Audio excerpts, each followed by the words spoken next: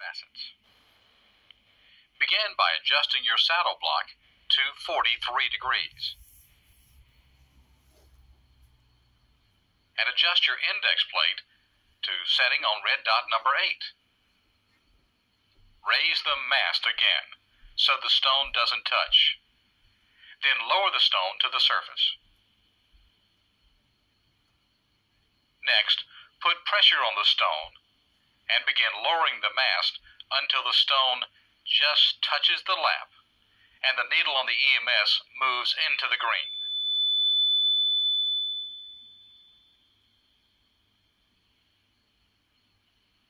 Once you've reached this point, lower the drip tube and turn on your machine in forward to about 60% speed. Then, very gently, make a pass across the lap. Lift up the stone and inspect it to see if your pre-polishing is effective.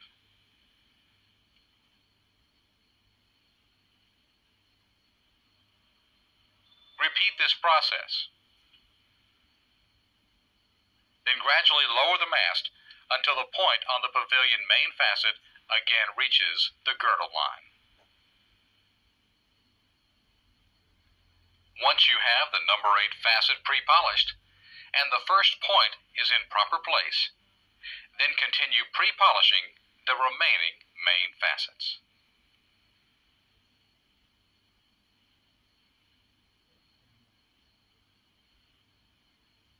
This completes the cutting and pre-polishing of the pavilion facets on this stone.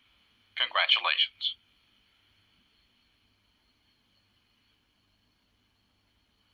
Now it's time to begin final polishing.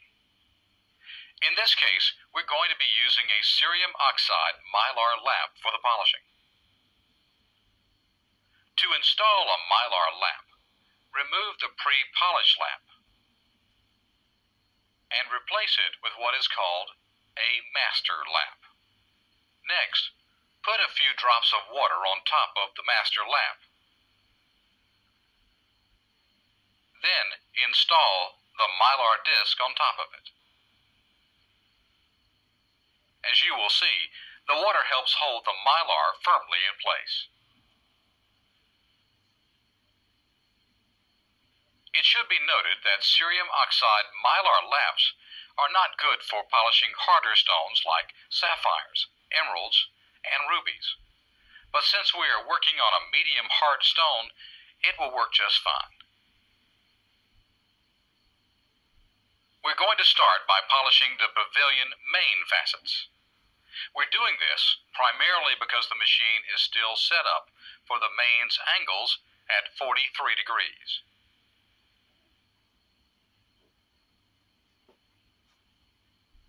Since we have a new lap in place, adjust the mast to place the stone just off the surface.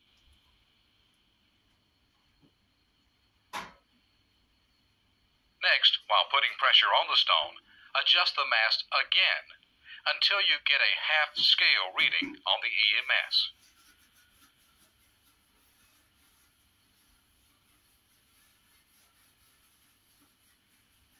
After this is adjusted, you won't be using the EMS during the polishing process.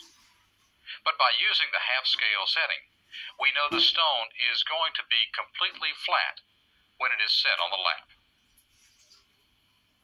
With the new lap in place, your index position set at red dot number 8, start your water. Then start your lap motor in forward, but only at about 5% speed. Polishing normally occurs at an extremely low speed. Now lower the stone and move it slowly back and forth across the lap. Lift the stone and check to see if you have polished this first main facet and have removed all scratches. You will probably be very surprised at just how this polished surface shines.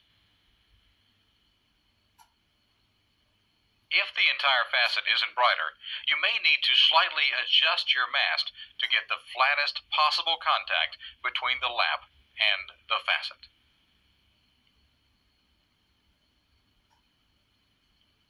Once everything is adjusted properly, begin polishing the remaining 7 main facets.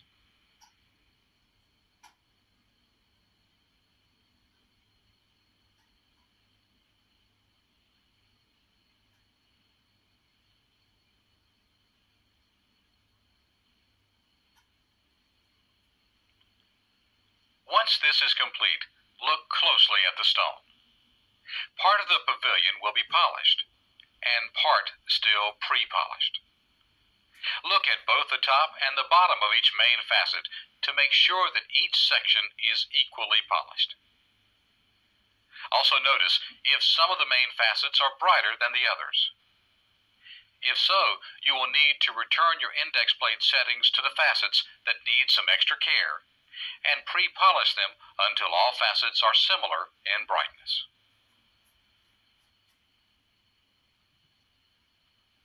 It's time now to begin polishing the pavilion girdle facets. Begin by setting the saddle block at 45 degrees and the index plate on green dot index position number 2.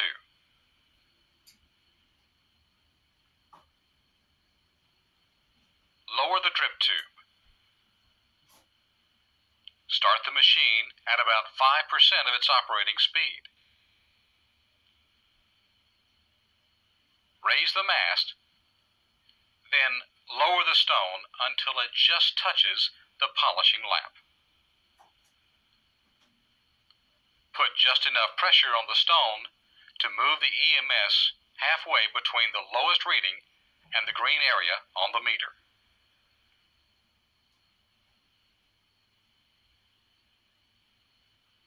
Since these girdle facets are so much smaller than the main facets, they should polish up a little faster. It should just take 2 to 3 seconds of polishing on each facet to get maximum results. Remember to look at each facet as you polish to see if you have achieved maximum results and gotten rid of each facet's scratches. As you polish, you will notice how the pavilion girdle facets blend in with the pavilion main facets.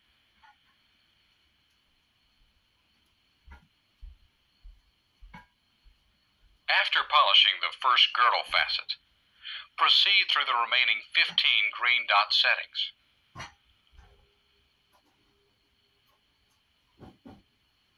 Look closely at your work as you progress through each of the settings. Then, go on.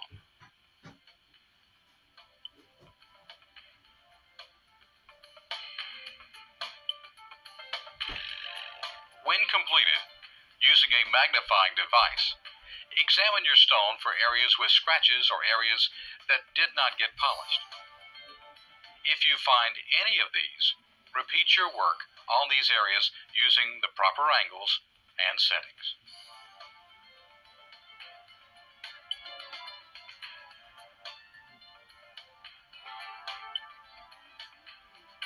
Congratulations!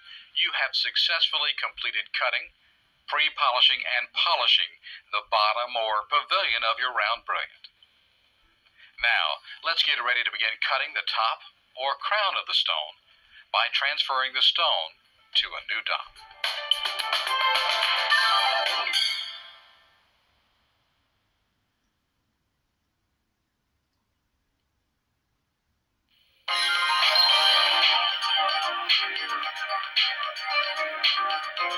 Now that we have completed the cutting and polishing of the pavilion, it is time to turn the stone over to begin cutting the crown.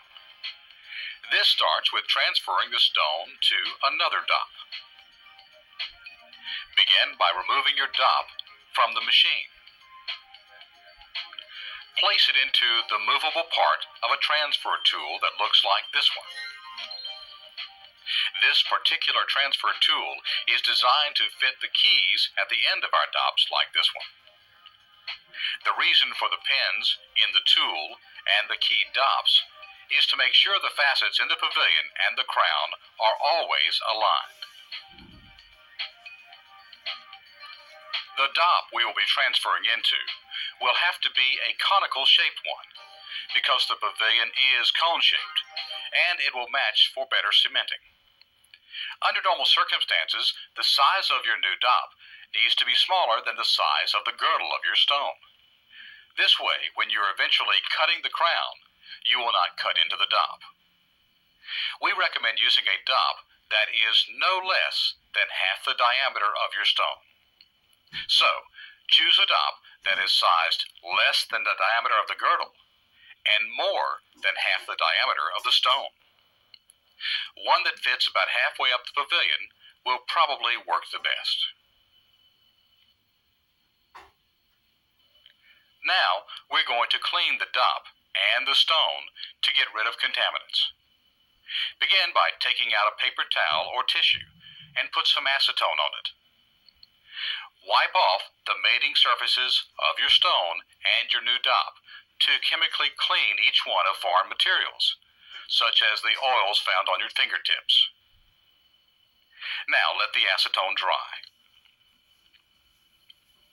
Install your new dop into the lower portion of the transfer tool with the key end downward and locked into place. Next, get some superglue or cyanoacrylate and put it into your new dop. You can choose almost any type of adhesive to use. We just use cyanoacrylate for this demonstration. Now, move the top half of the transfer tool down until the stone mates with the new conical-shaped dop. Turn the block on its side and spray the connection with a mild accelerator for your superglue, while both dops face each other.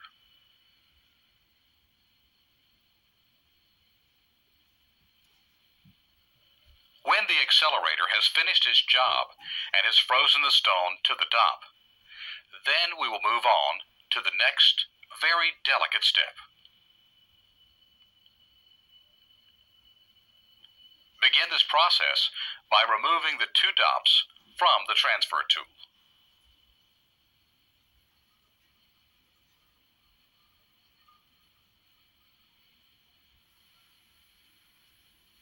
We will remove the stone from the first dop using heat, and we will do it very carefully so as to not crack the stone.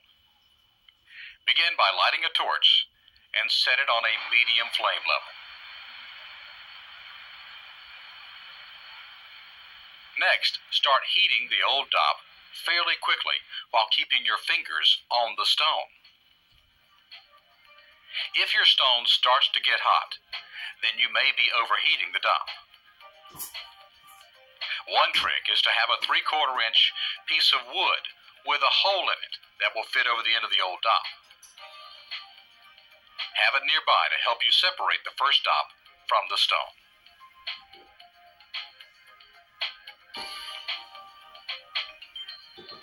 The pavilion of the stone should now be glued to the new conical-shaped dop.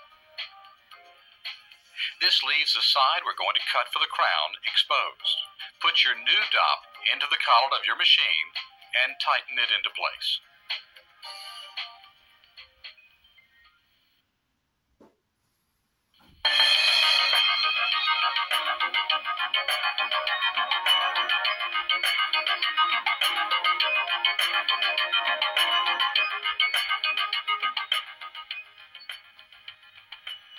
Before you begin this next stage, take out your cutting diagram and review the material that will guide you through the process of cutting your crown. In this case, we will start by cutting the 16 crown girdle facets. This will be performed at 45 degrees, and we'll be using the green dots beginning with setting number 2. To start, we need to change the lap back and put on a 200 grit lap, since this will be the first cut of the crown and a lot of material has to be removed.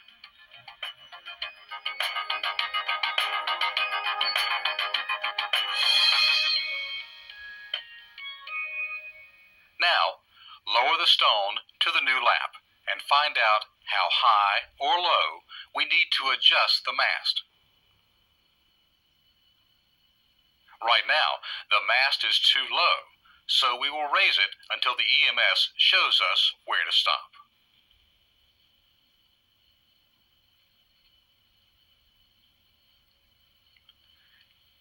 Begin cutting the first of your 16 facets by setting the index plate to position number 2. Start the water flow. Then turn on your machine end forward and increase its speed to about 60%. Now lower the stone to the lap.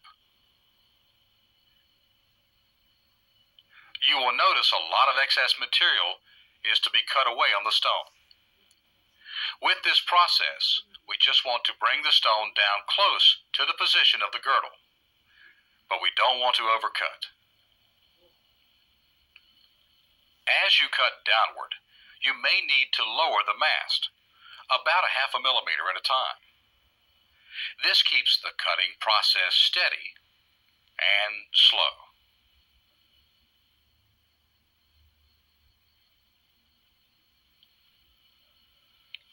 As you get closer to the girdle, begin lowering the mast at a rate of only 1/10 of a millimeter at a time to slow things down even more. Remember, we're trying to cut away material while at the same time finding the right reference point for the EMS.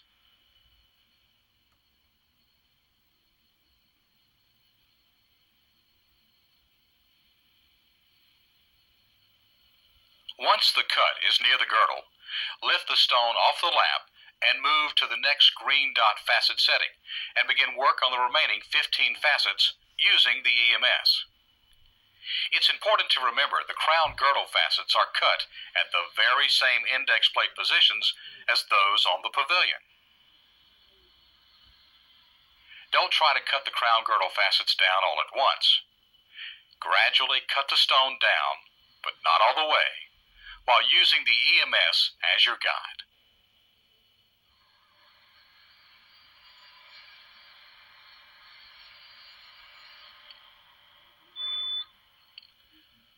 Now you can see the crown girdle facets have been roughed in.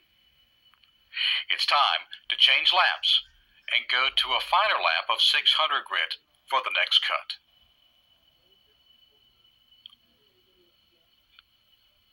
Remember, since all laps are of different thicknesses, you will need to realign the height of your mast in the beginning. Next, continue cutting the crown girdle facets using the green dots, moving every 4 settings on the 64 index plate.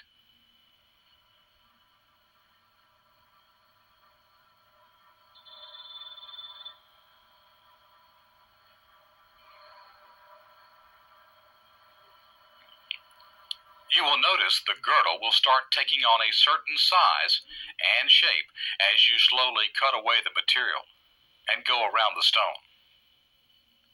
Keep in mind, the girdle should be approximately 2% of the height of your stone.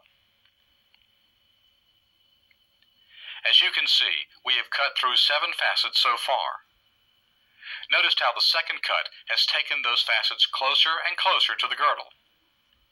It's easy to see where we have not gone with this second cut, because the girdle is still very thick. Remember, the reason we are constantly moving back and forth across a lap as we cut is simple. If we stayed in one place, we would wear a hole or a groove in the lap. That means the facet probably would be flat, but its edges would be curved.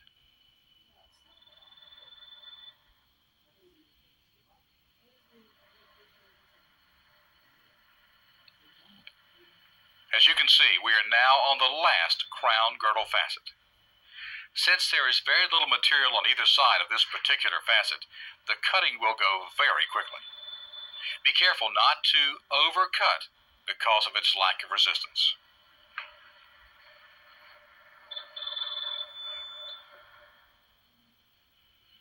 Next, let's look at our work. You can see we have cut away even more material and the crown is really starting to take shape. If your stone doesn't look quite like this one, then you might want to go over the crown girdle facets again, this time using very light pressure.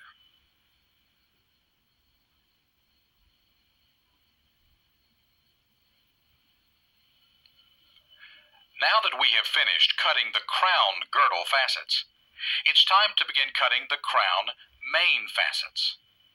We will cut these with the saddle block set at 42 degrees. We will be cutting only 8 main facets, using the red dots on the index plate, numbered 8, 16, 24, 32, 40, 48, 56, and 64. We will start on number 8. Since we have changed the angle, we again need to raise or lower the mast to get the proper setting on the EMS for the stone.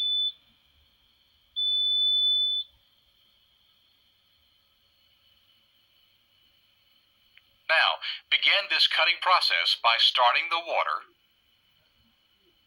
then starting your machine at 60% speed, and gradually lowering the stone 1 to 2 100ths of a millimeter at a time.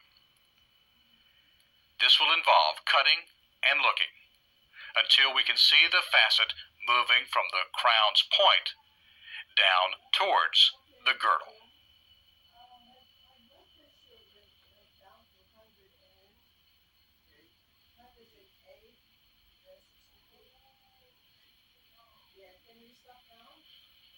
This is a slow and careful process. To keep the process slow, we will gradually lower the mast 2 100ths of a millimeter at a time.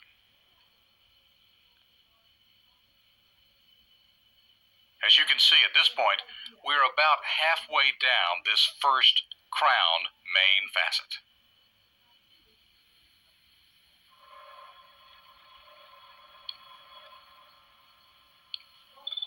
We continue cutting until the main facet is almost to the girdle.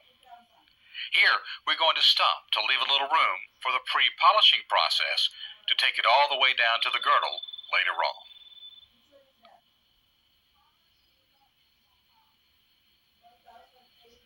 Now that we have carefully cut this first main facet and the EMS setting is aligned, we can speed up the process and begin cutting the remaining 7 main facets.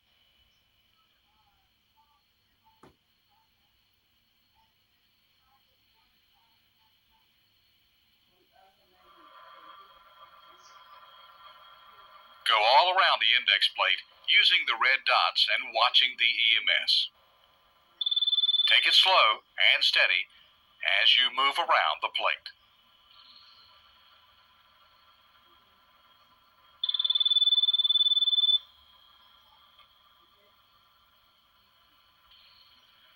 Now that you have cut the mains for the first time, look over your work and make sure it is what you want.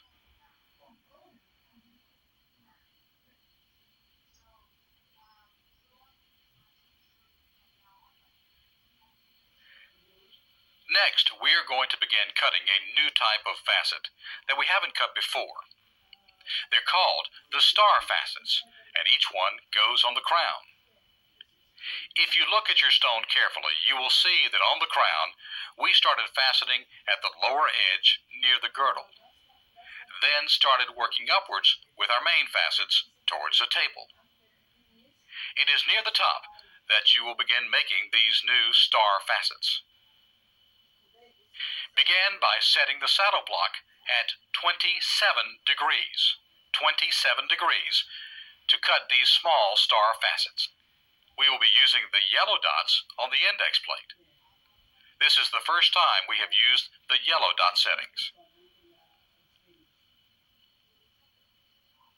We will start with number 4, go to number 12, followed by 20, 28, 36, 44, 52, 60, etc. Notice that in order to cut the star facets, you have to almost point the top assembly of your machine straight up and down at its 27-degree angle. Before you begin cutting the star facets, adjust your mast to this new facet angle by first setting your EMS readings.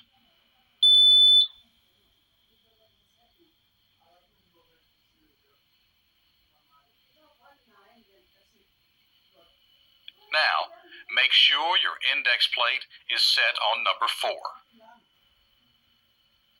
Start your water and machine at about 60% speed. Slowly begin lowering your stone and begin cutting. Since this is such a small facet, you will want to find where the high part of the girdle facet meets the main facet on the crown. Your goal is to bring the star facet down to this point. As you start cutting, you might lower your mast initially by 1/10 of a millimeter at a time. As the point of the star facet approaches the points of the girdle facets, then begin lowering at only 2/100ths of a millimeter at a time.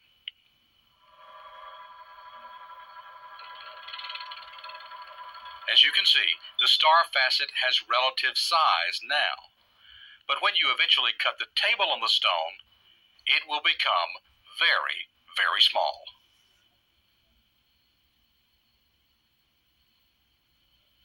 By working slowly and carefully, this first star facet will begin taking shape. Now continue cutting.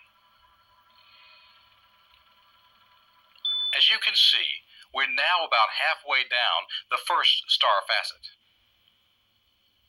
Return to cutting and slowly lower the mast until the star facet is complete. This is what your first star facet should look like.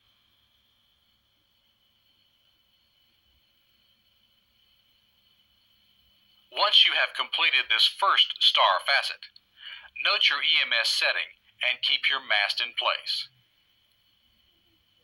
Now move to the next setting on your index plate using the yellow dots and begin cutting the second star facet.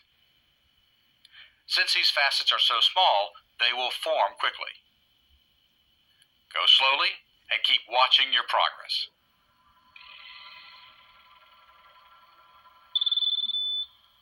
Once you have completely added your star facets, you will have a stone that sort of looks like a bald head with a lot of flat spots around it. Congratulations so far.